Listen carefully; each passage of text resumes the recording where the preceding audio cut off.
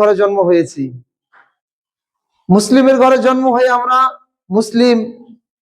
আমাদের আলাদাভাবে কলেমা পড়ে মুসলিম হতে হয়নি, আমাদের কনভার্ট হতে হয়নি, আমাদের কোনো পরিবর্তন করতে হয়নি। আমরা মুসলিমের ঘরে জন্ম, এই সূত্রে আমরা মুসলিম।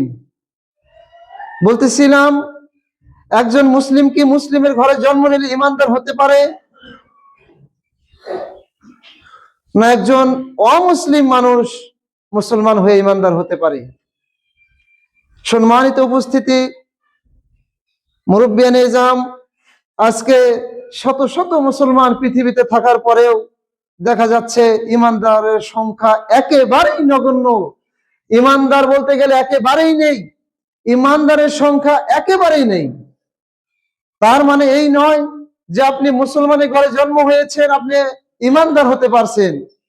আমি মুসলিমের ঘরে জন্ম হয়েছি, উচ্চ বংশে জন্ম হয়েছি, আমার পিতা দাদা সেগুলো আলেম ছিল, বহুত বড় আলেম ছিল, আমি সেই সূত্রে আমি ইমানদার দাবি করব, এটা কখনোই হতে পারে না। আপনার ইমান আপনার আখলাকে, আপনার আমলে পরিচয়, আপনার আমল কতটুকু স্ট্রং হয়েছে, আপনার আমল কতটুকু সঠিক, আপনার আখলাক চরিত্র, আপনার ব্যবহার কতটুকু সঠিক, তার উপরে আপনার ইমান নির্ভর করবে। রাসূলুল্লাহ সাল্লাল্লাহু আলাইহি ওয়াসাল্লাম বলেছেন, ইমান বাড়ে কমে। ইমান এমন একটি জিনিস, ইমান কর্মের ফলে বাড়ানো যায় এবং আপনার চরিত্রের ফলে সেই ইমান কমে যায়।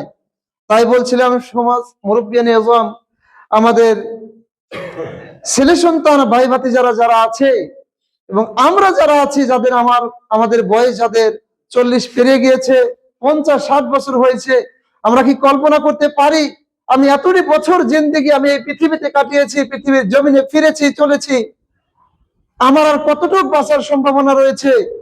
এই বিষয়কে আমি একটু ভেবেছি, আমি কি নিয়ে যাচ্ছি আল্লাহর নিকটে? আমি আল্লাহর নিকটে কি নিয়ে যাচ্ছি?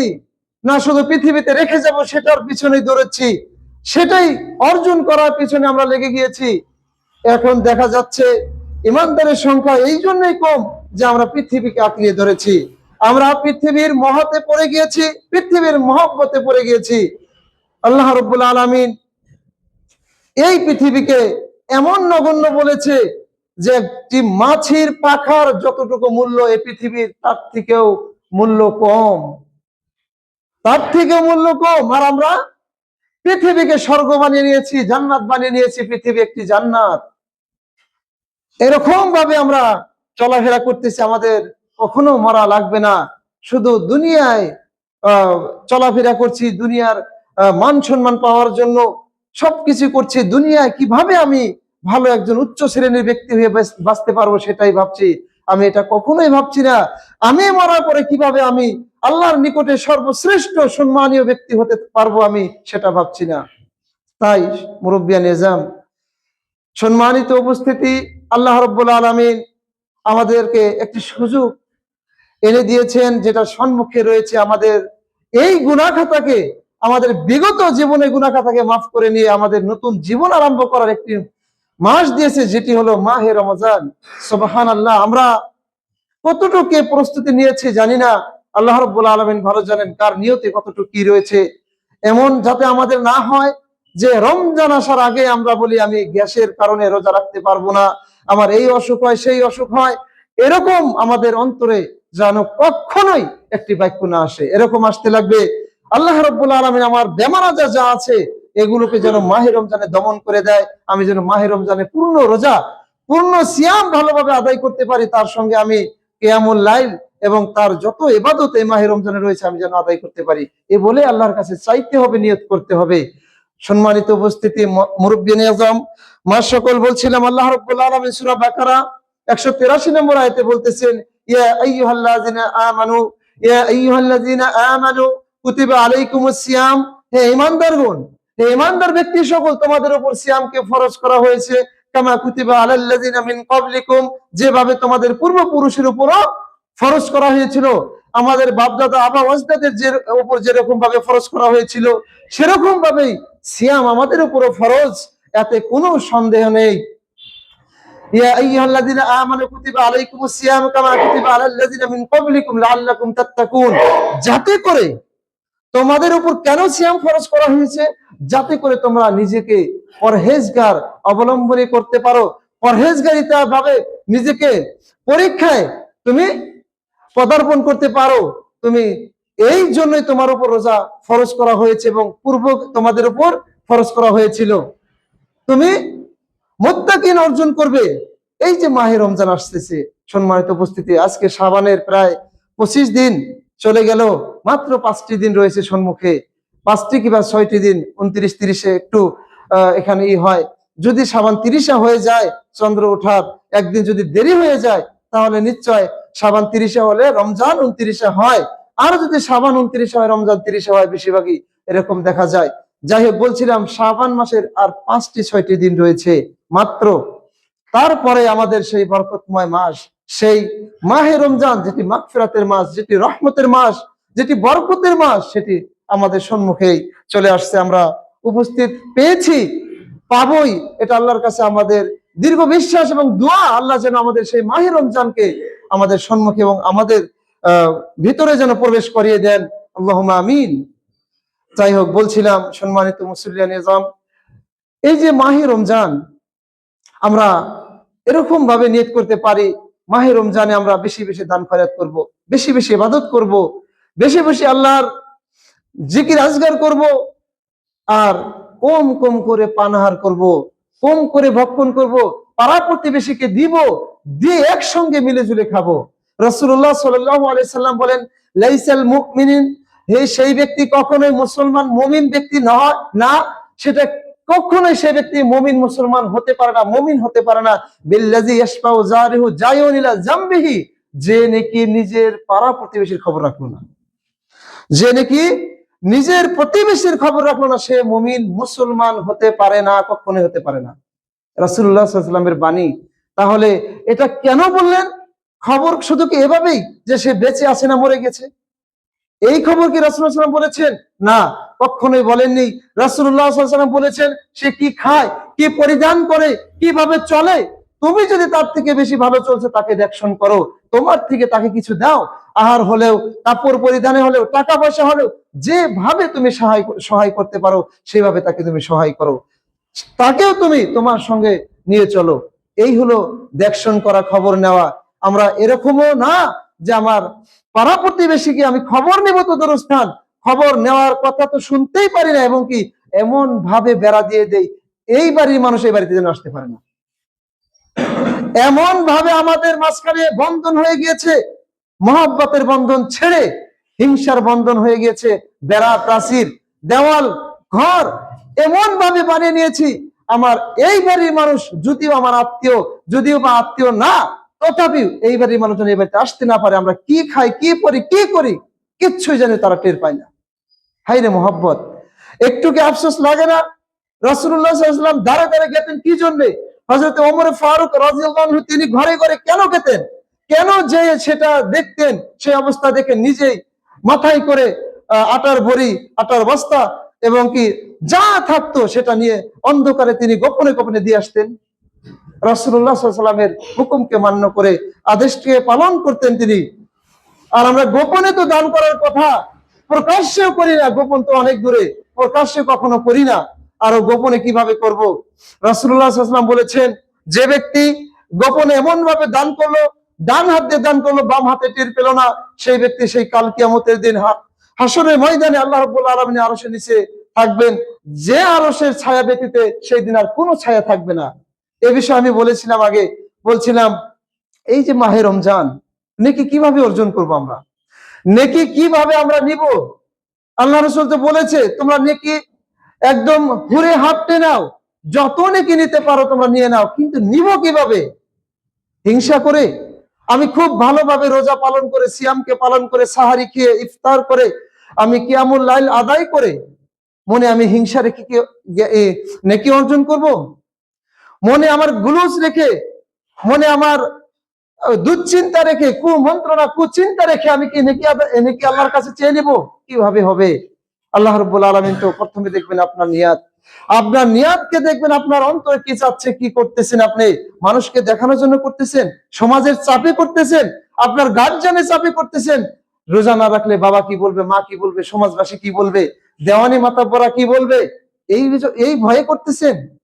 এটা না। সম্মানিত মুসলিমিন একরাম, মা বোনেরা, আমাদের ছোট ছোট ভাইয়েরা যারা আছে, 10 বছর পেরিয়ে গিয়েছে, 11-12 বছর হয়েছে, 15 বছর হয়েছে, কিংবা 18-20 বছর হয়েছে, দেখবেন অযথা এই সিয়ামকে নষ্ট করে দেয়।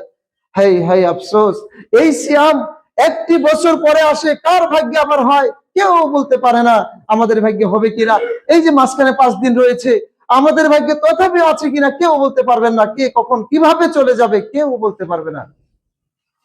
হায় রে মানুষ, এত নিষ্ঠুর হয়েছে আমরা যে নিজের স্বার্থকে কেবল দেখি আমরা, অন্যের স্বার্থ কখনোই দেখি না, অন্যের বোঝাকে কখনো নিতে চাই না। এত স্বার্থপর হয়ে গেছি আমরা। একজন ভিক্ষুক, অনাহার ব্যক্তি যদি আসে, দেখা যায় কুচকাওয়াজ করি, তাকে ভিক্ষা দিতে আমাদের কুঞ্চিত বোধ হয়, যে আমাদের নাই নাই বলে থাকি, আজকে নাই মাফ করেন, এবং কি দেখা যায় 2-4 টাকা বের হয়, 5-10 টাকা বের হয় না, এরকমও দেখা যায়। অথচ আমার ছোট বাচ্চাকে প্রতিদিন 20 টাকা দিতে হয়। অথচ আমি নিজে পান সাদা খেয়ে কমসে কম 20 টাকা থেকে 30 টাকা খরচ করি দিনই। অথচ আমি নিজে 4 দোকানে বসে 50 টাকা বিল উঠাই, তখন কখনোই সেই কথা আমার মনে পড়ে না আমি অযথা খরচ করতেছি। আমি 4 দোকানে অযথা বিল উঠাইতেছি, যে বিলের কোনো নেকি হবে না, যে বিলের কোনো অস্তিত্ব থাকবে না। অযথা আমি পান সিগারেট বিড়ি খেয়ে আমি টাকা পয়সা নষ্ট করতেছি।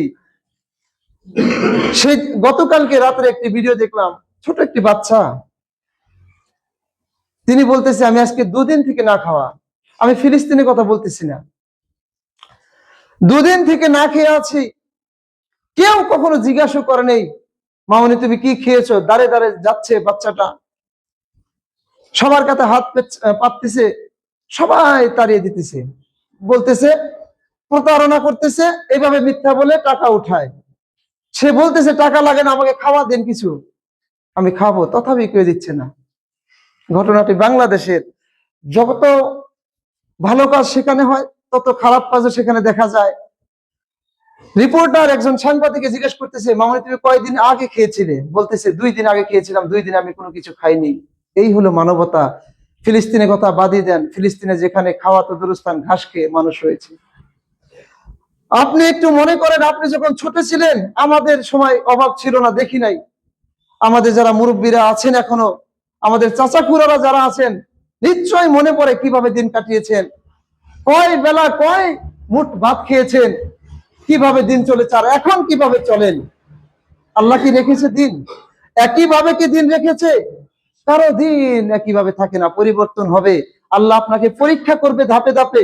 আপনার ধন দৌলত দিয়ে পরীক্ষা করবে, আপনাকে ধন দৌলত আপনাকে কেড়ে নিয়ে পরীক্ষা করবে, আপনাকে ছেলে সন্তান দিয়ে পরীক্ষা করবে, আপনাকে ছেলে সন্তান না দিয়ে পরীক্ষা করবে। আর এই পরীক্ষায় কে পাশ করবে আর কে ফেল করবে, সেটাই তো দেখার বিষয়। হ্যাঁ, আল্লাহ রাব্বুল আলামিন সেটাই দেখবেন।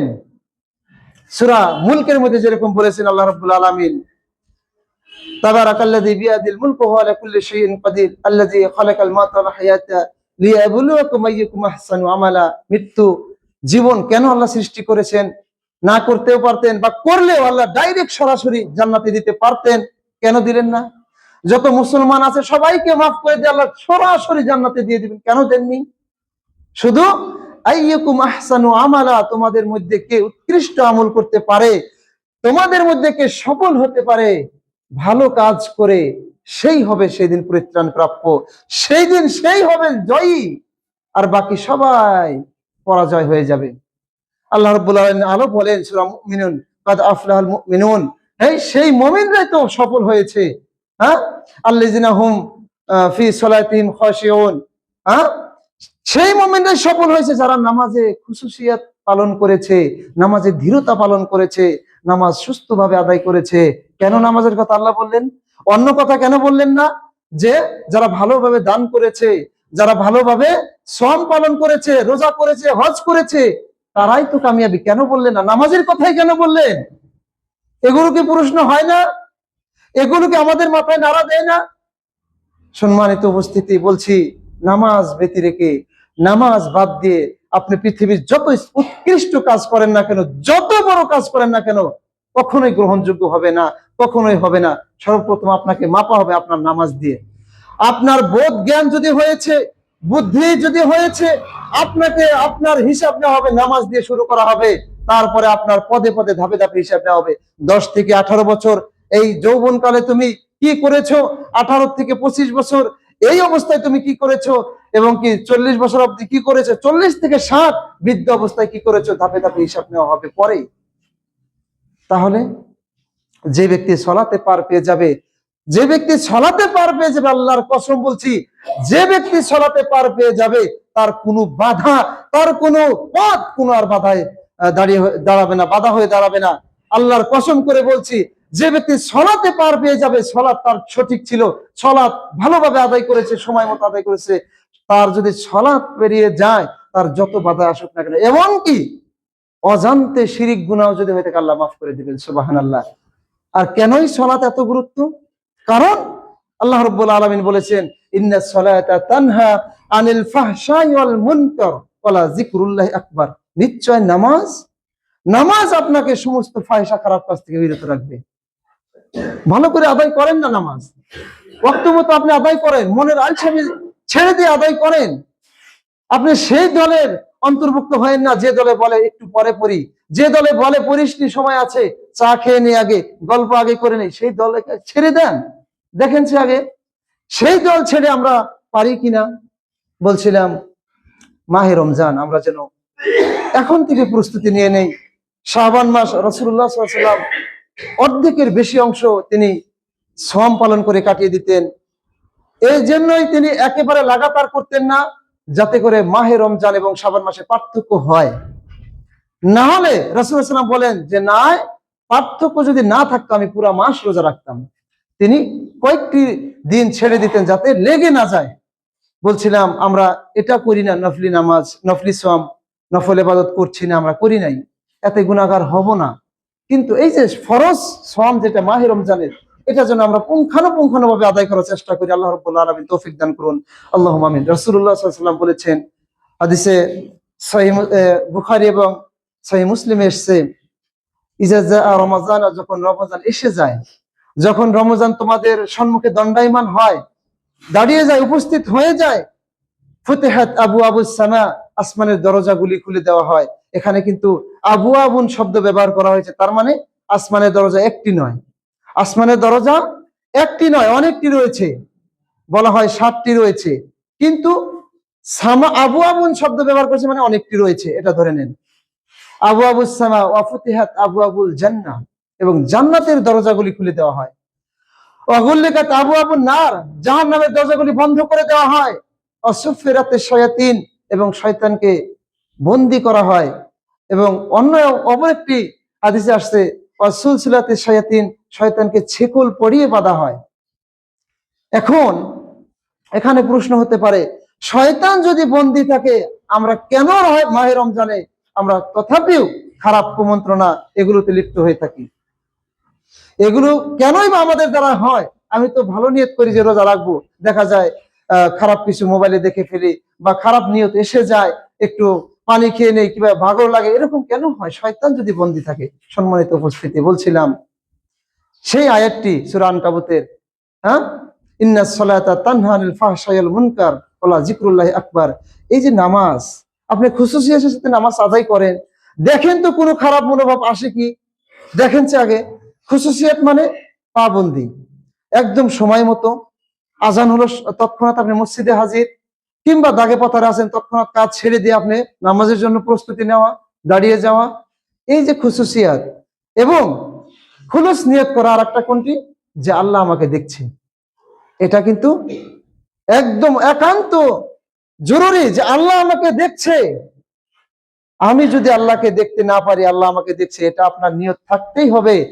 আপনি একটি কাজ করতেছেন যে কেউ তো আমাকে প্রত্যক্ষ করছে আর আমার হিসাব লিখতেছে, এই মন আপনি রাখেন, কতক্ষণ আপনার মন খারাপে থাকে দেখা যাবে। যতক্ষণ আপনি নামাজে আছেন, আপনি শুধু একটাই কথা চিন্তা করবেন, আমি যা করতেছি আল্লাহ দেখতেছে। আমার মন কোথায় নিচ্ছি, আমি কি চিন্তা ভাবনা করছি, দুনিয়ার হিসাব নিকাশ করতেছি, আল্লাহ সেটা জানতেছে আর সেটা লেখা হইতেছে। আল্লাহ রাব্বুল আলামিন আমাদেরকে বোঝার তৌফিক দান করুন, আল্লাহুম্মা আমিন। তার সাথে আমাদের নিয়তকে পরিষ্কার পরিচ্ছন্ন যেন করে দেন, আল্লাহুম্মা আমিন। আমাদের মাহে রমজানের সম্পূর্ণ শ্রম যেন পালন করার তৌফিক দান করেন, আল্লাহুম্মা আমিন। তার সঙ্গে আমাদের ছেলে সন্তান যারা রয়েছে আল্লাহ, তাদেরকে দিনই দায়ী হিসাবে তুমি কবুল ও মঞ্জুর করো, আল্লাহুম্মা আমিন। আমরা যারা বৃদ্ধ অবস্থায় পা দিয়েছি, আমাদেরকে শক্তি সামর্থ্য দান করুন আল্লাহ, যাতে আমরা মাহে রমজানের শ্রমগুলি পালন করতে পারি, আল্লাহুম্মা আমিন। তার সঙ্গে তারাবি ও কিয়ামুল লাইল ভালোভাবে সঠিকভাবে সব কয়েকটা পুরা মাস যেন আমরা আদায় করতে পারি এবং আল্লাহর কাছে বেশি বেশি ফরিয়াদ ও রহমত চেয়ে নিতে পারি, আল্লাহুম্মা আমিন।